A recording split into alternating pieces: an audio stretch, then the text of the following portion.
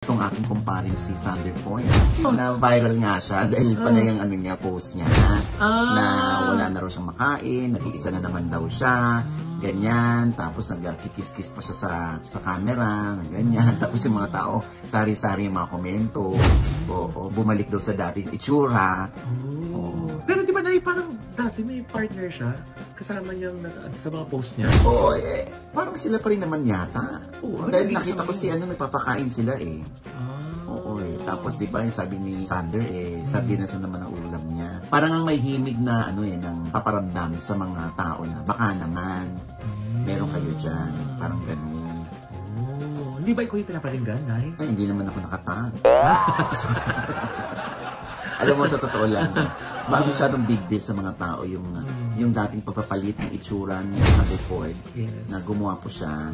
Kaya lang, nung dati rin, nabash siya. Kasi parang ugaling kanal pa rin daw si Sander. Napalitan yung mukha, ugali daw, hindi. Hindi talaga raw nare-retok yung ugali. May mga ganun pa nung araw, di ba? Tsaka parang sabi nila, lumaki ulo. Oo, lumaki ulo. Tapos ito na ngayon, ayan, balik ka na naman sa dati, pati mukha mo, bumalik na sa dati.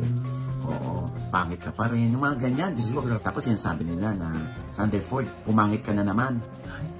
Ganyan. Kaya I'm sure si Sander Foy, sanay na sa mga ganyang mga naririnig ng mga salita na pangit siya, wala pa rin siyang urbanidad, nakarma siya, yung mga ganyan.